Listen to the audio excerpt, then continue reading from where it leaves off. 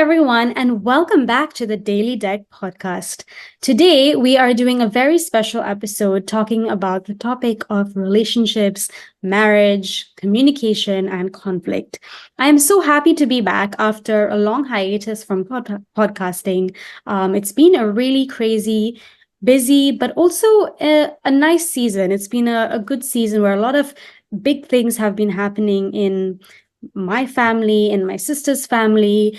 Our brother recently got married. There's been a lot of great things happening for us lately. And today, joining me is my sister, and I'm so excited to also introduce my brother-in-law, Austine. Jo and Austine, welcome to the podcast. Thank you. Happy to be here. Amazing. It's so great to have the Kodalkas here on our special feature podcast talking about marriage. You guys are such an inspiration. You're such a lovely couple, and they have two amazing children. Can you tell me a little bit about your family? Yes, so married to a beautiful woman, Jo, and have two beautiful kids through her, and that's Althea, our firstborn, and secondborn is Isaiah Valor. And both are very cute, beautiful, and we cherish and we are so happy and blessed that God has provided us beautiful children at this time. Yeah. And we are enjoying being parents to both of them. Yeah. Children So under... just Oh, yeah, say. Yeah, go ahead. sorry. Just the background. Austine and I, we have been married now 5.5 years. We started off, actually, our entire relationship was a long distance relationship. And so when we got married, we had spent less than 30 days in total, not even consecutively, in total in the same city at the time of our wedding. So it's been quite a fun marriage journey. And we had our first child. I was pregnant before our first wedding anniversary. So we had our first child like 1.5 years into marriage. So to say it's been a exciting, wild ride is an understatement. Okay, that's amazing. I was just going to ask like how long you guys have been married, just for our listeners to kind of know you guys a little bit as a couple. So today we're actually going to be talking about this really interesting topic about how do you communicate with a bad communicator. Now, this can be applied to a relationship, to a marriage, to a friendship, to maybe even a workplace, relationship with your boss or your employees or something. And communication is always something that I find interesting, being a not so great verbal communicator myself. So I am really keen to get your input on this as a couple who've been married for over 5 years and, who have a family and everything like that. What are your communication styles and how do you deal with conflict, guys? So I'll start. So I'm someone that you can see everything kind of on my face. I'm very facially expressive. For example, Austine brought me dinner, and I took a bite, and I don't even know what my face did, but he was like, "Oh, is it cold?" And I'm like, "Yeah, it's cold." So you can tell from my face that what I. But I'm also quite vocal. I'm very self-aware. I know what I need, and so I'm quite vocal about expressing it. Like, hey, look, I really need 20 minutes to just lie down. Like, please take the kids for 20 minutes. I don't want to be disturbed. I'm very aware of what I'm feeling, and so I'm able to vocalize that and articulate it very well. But Austine's a little different from me. Yes, so I am a bit calmer when it comes to communication, like passive. It's called passive communication. So I won't express what I want or what I need. I think about the other person first, and then I think about myself less. So I think about other person's comfort, and then my comfort, I think less. So I think highly about the other person. And uh, yeah, uh, that's passive communication for me. But it's not all the time helpful being a passive communicator because when your need is not met, it leads to irritation or frustration. And in when you're speaking with the other person will sense that you're irritated or upset about something. So yeah, one of the things that come up, uh, one of the examples is like loud sighing. Like everything, we are watching a movie or we're just lying down on the bed, and suddenly, and then Joel asks, "Hey, what's that for? Why did you sigh?" I was like, "Nothing. It's nothing." It's like, "What? What do you mean by nothing?" It's like, "Oh, it's nothing. It's just I just wanted to sigh." So So yeah, even at that moment, I'm not communicating, but what I'm thinking and how deep I am in my thoughts, I'm not communicating at that time.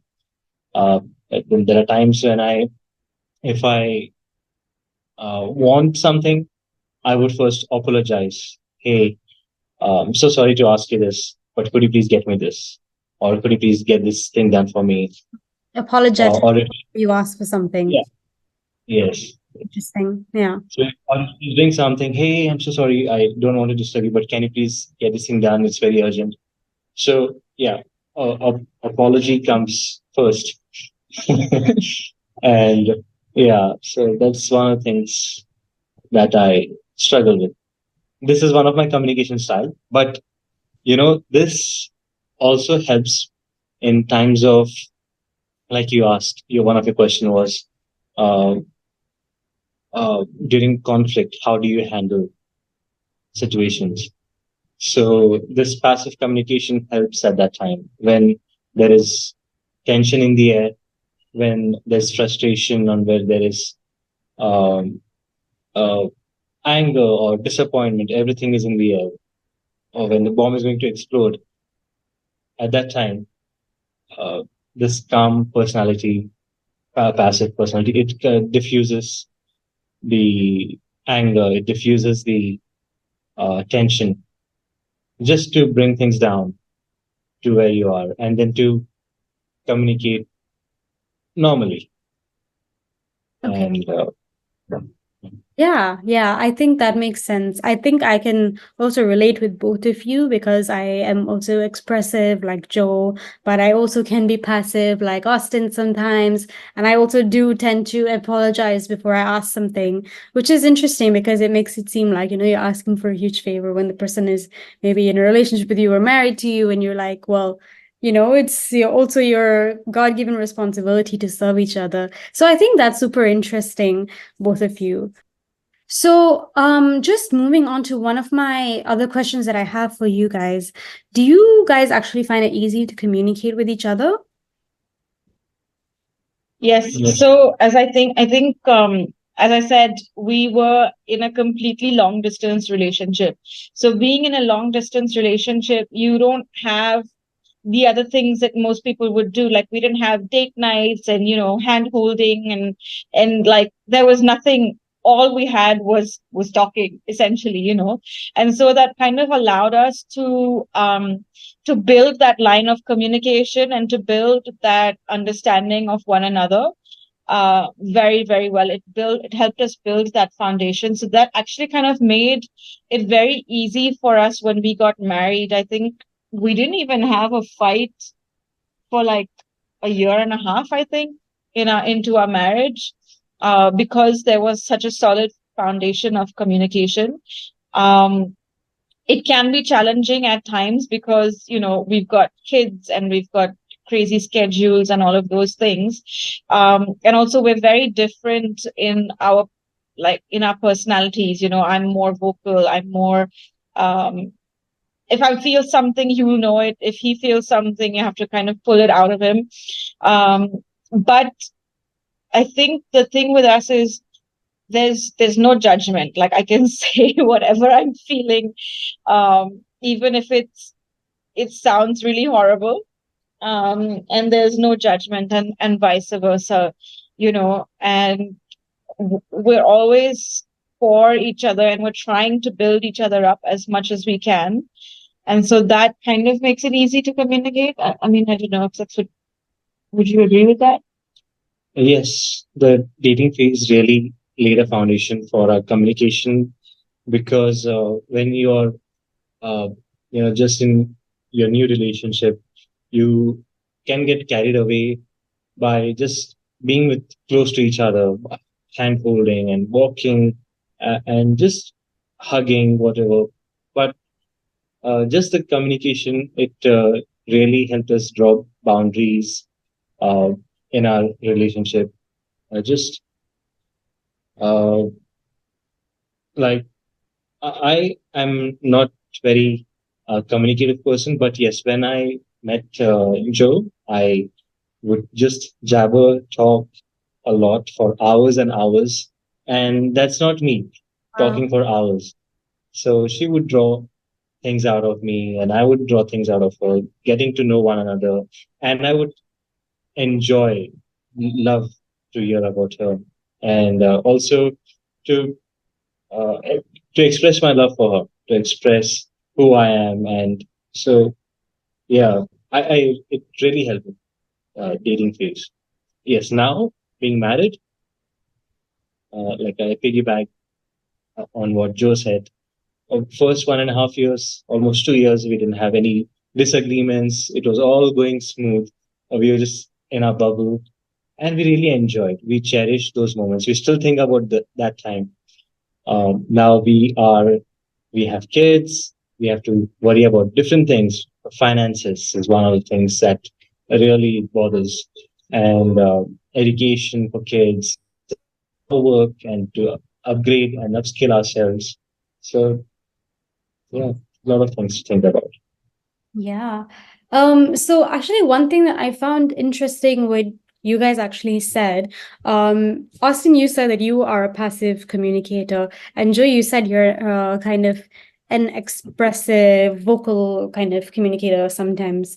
So, how do you kind of men in general are also not the most communicative in comparison to women.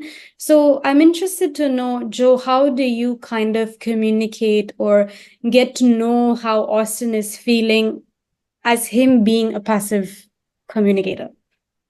I think it's just making a lot of space. I'm not very good with being patient.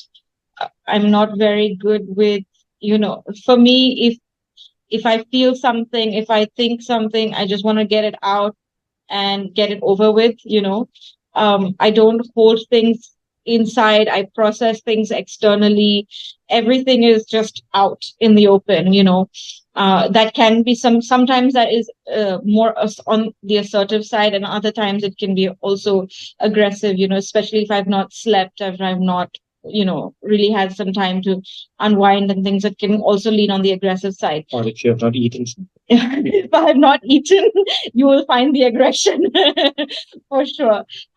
But I think I've had to learn to just be patient and give space and time. So as he says, for example, we'll be watching something and suddenly he goes, oh. And so I have to just stop what I'm doing and be like, hey, what's going on? What was that? What was that all about? Or sometimes I have to keep asking him, hey, okay, this situation is happening in our life. What do you need? And I have to keep coming back to him saying, hey, you've not got back to me. Hey, you've not got back to me, until he's had that time to kind of process what he wants to say and then come out. So just offering a lot of time and space and being attentive to what he's trying to express, even if it's not coming out in words. So sometimes it comes out in his tone, sometimes he's just extra quiet. Sometimes, if he's just told me that, hey, I couldn't get sleep today, that's not normal for him. So being alert to things which are just not really normal, and then stopping, being alert, giving time and space, listening is what, and actively trying to listen, not trying to talk or over or offer my own opinions on what I think is right. Just, Yeah, I think that's so important. I mean, like being, I would maybe my takeaway from what you said is just being aware of your partner's like body language and how they're acting, their behavior and stuff like that. I get that too because my partner of almost 2 years is also a bit passive in his communication. So sometimes when he's a little bit stressed, he won't say it, but the way he acts, or sometimes if he is, just a little bit quieter, sometimes a little bit more reserved in some things, or maybe irritable or something like that, then I can be like, this doesn't seem like you, you're usually like a bit bubbly, you're usually a bit different. So I think it comes down to maybe being alert and knowing your partner and knowing when your radar should go off and say that something is wrong. And I think similar to what I asked Jo, Austin, you as a passive communicator, how do you kind of deal with,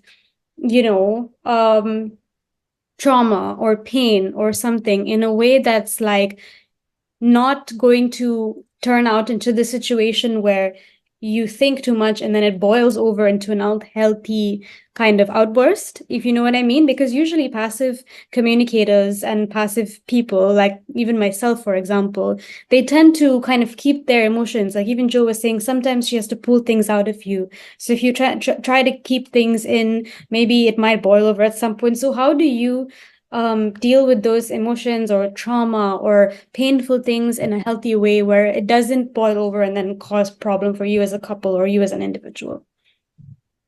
Yes.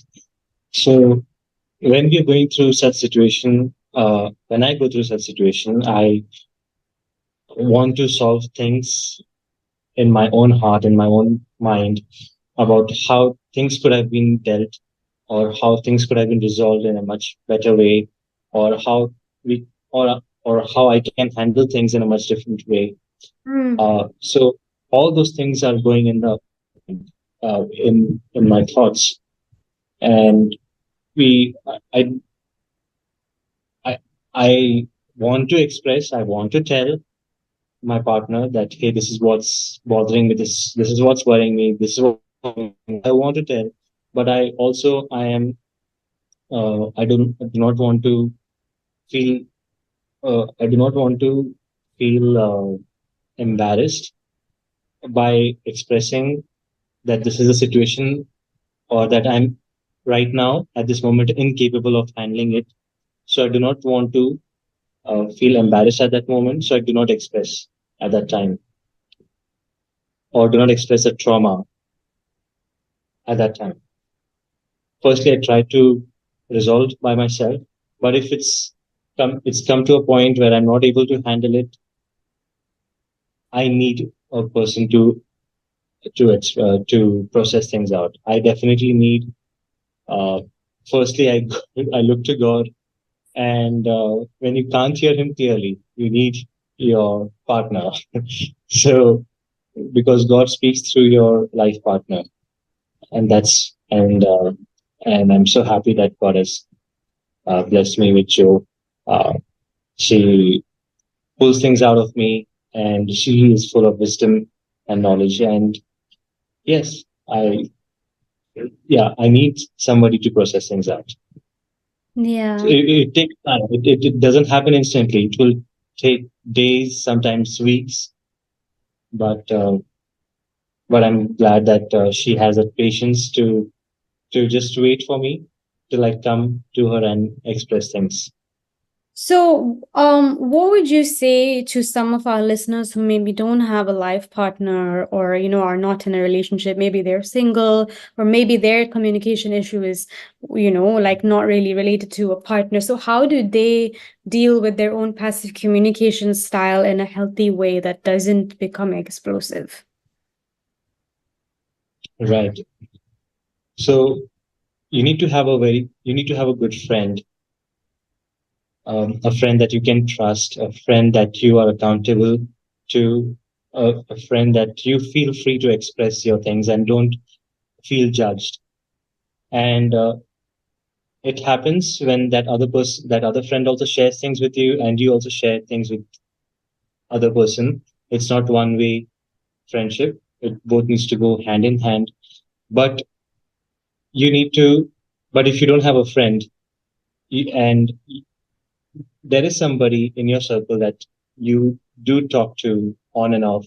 So you need to make initiatives by just building friendship. By you take the first step. If that person is not taking any initiation or first step in expressing their things with you, you take the first step. So when you express your things, your frustration or concerns, or you go to the person for some suggestions, that person may, you never know, that person may be a very good listener and would not offer you uh, advice, but would just give you a listening ear, would be empathetic. So when you find such a person, you know that, hey, I can trust this person because this person is not judging me for what I'm going through. You need a person who listens to you and not put his nose in the situation by asking a lot of questions, just giving a listening ear. So yes, you need to find a person who listens to you well. So Yeah. Can I Okay. add can I add something here? Definitely, definitely. Just like a few things that I've noticed. Sometimes when you, especially if you are an internal processor, it's not so easy, even if you have a person to bring it out. So I think some things is like finding tools that really help ground you. Whether it's exercise, whether it's certain things which will help you feel a bit more grounded, a little bit more sort of in your center of tolerance, and before you can kind of get yourself out to express yourself. That's one. Maybe even just like deep breathing and things like that, or even journaling if you don't have someone that you can open up to, don't really want to. So I think there are tools that you can find to help you feel a bit more centered.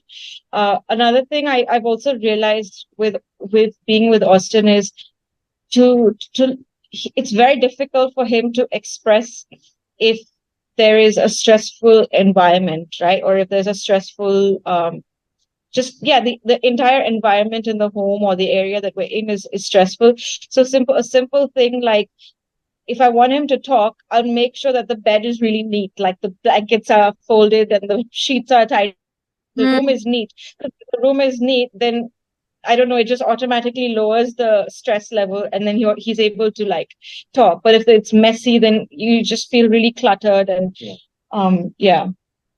okay. Yeah, that makes sense. So our topic today is, it's about like bad communication and stuff like that. So what would you guys say would classify someone or some behavior or something as a bad communicator?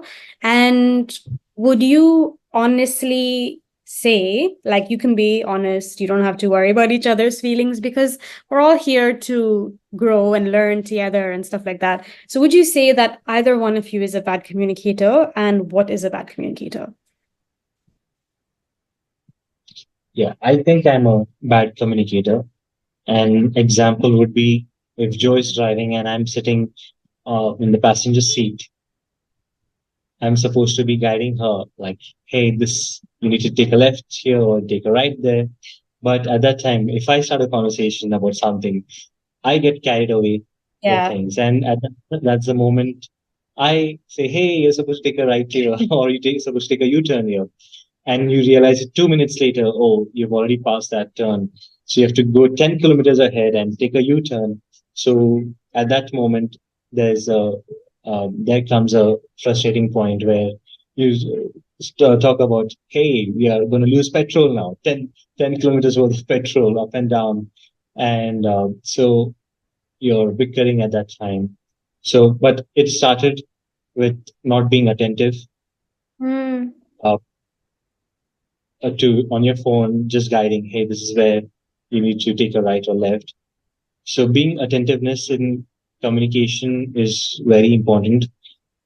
Being mindful of when you are with any person, you need to be mindful that hey, there's another person, and you need to be thinking uh,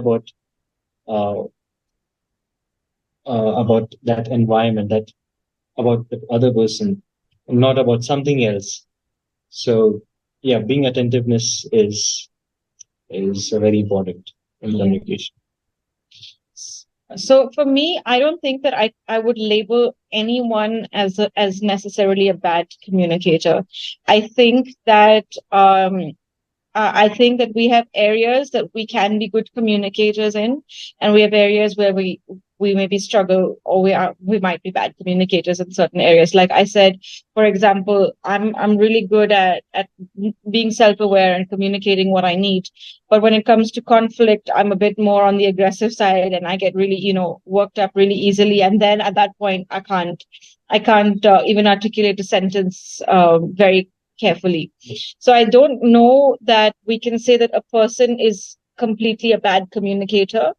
For Austine, for example, he's expressed that yes, he might be less alert at certain times, but he's also really good at communicating through music and through song. And we have different outlets of communication, so we can't just say that communication is voicing things out. Yeah.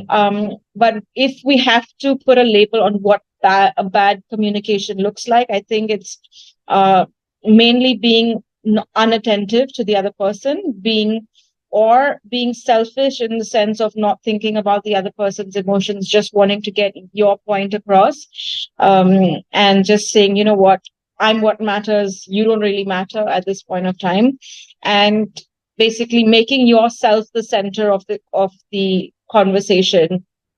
That is the only thing in which I would say that really bad communication.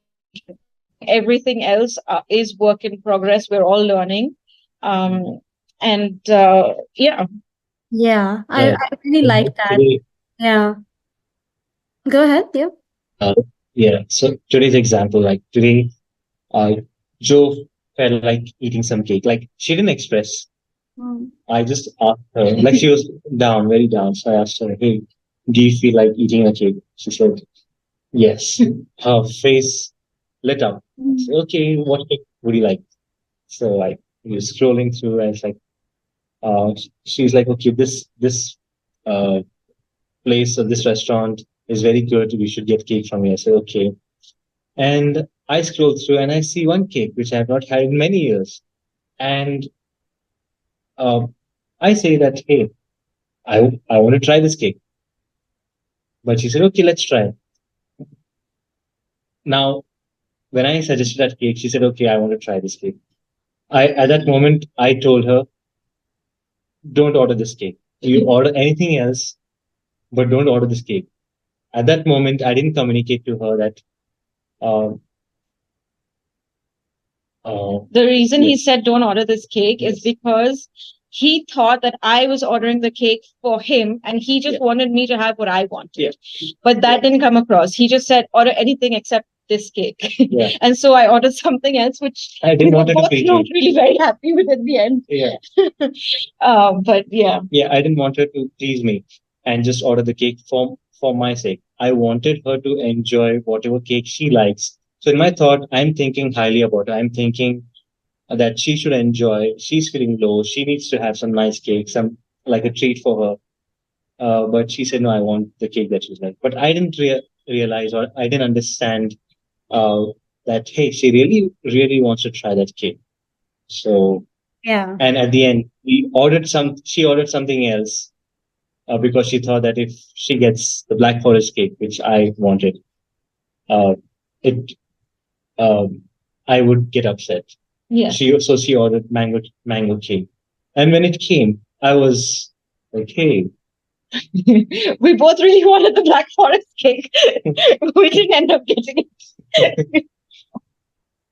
That's great. Well done. So I'm glad that the guests I have for this podcast and communication are winning at communication. yeah, Well, I think we make mistakes and we share the mistakes and we'll be like, hey, don't do that. Um, yeah. Yeah. We're, Yeah. yeah, So, I mean, the topic of this episode is, well, should be answered for our listeners. It's how do you communicate with a bad communicator? So, I thought I would just end the podcast with one final question so that our listeners know how do you communicate with a bad communicator. So, Austine, do you want to start? So that's a good question. So if you're someone uh, who struggle to communicate, or you're a good communicator and you're communicating with a bad communicator, you know that this person is a bad communicator or a bad listener, you need to articulate your thoughts, articulate your sentences, uh, give the whole picture, whole scenario, lay everything in front of the person, right? The start, the mid, the end, the consequences of if you don't follow through, if you don't listen, these will be the consequences. If you follow through, then these will be the fruits of listening and listening well. So you need to express really well with a person who struggles to communicate. So I think communicating with a bad communicator, as I said, there's no room for toxicity and for being condescending or putting people down. That's not something that you should ever take or ever tolerate. And if you are in that situation, I think just walk away. That is the best thing that you can do for yourself in that moment, because it's not going to be a fruitful environment in any case. However, in any other form I think just allowing the person space, being alert, knowing their triggers as well, what not to do, what to do, kind of a thing. And even if it's not a family member or a friend, if it's a workplace, I think still just being very, very aware of your boundaries. Yeah. So just making sure, like, even if it's supposing you have a really aggressive boss and everything, just making sure that they're not crossing your boundaries, you're not crossing their boundaries, and keeping your heart guarded. So make sure that your feelings and your heart is guarded. And I think if you are stuck in a situation where you're stuck in it, you have to deal with this person that's really, you make sure that you have somebody else that you can really use as an outlet to kind of, so that things don't get stuck inside. And as I said earlier, have other tools like whether it's journaling, exercising, cleaning, cooking, whatever works for you, to kind of help you be a bit more grounded. Yeah, okay. That's some really good tips from both of you. I think maybe my takeaways, like from what you said, is just be expressive, have the right tools to be able to process your feelings, don't cross anybody's boundaries, make sure that you're always being respectful. Maybe also just brushing in on something that you guys said earlier about being aware of your partner's body language, especially if they're a bit of a quiet person and they're not the most communicative. Be aware of how they're acting, especially in the case if it's a man. Men are not the best with communication sometimes, not all of them. I don't want to label men or stereotype or anything, but sometimes they're not the most expressive or emotive with their communication.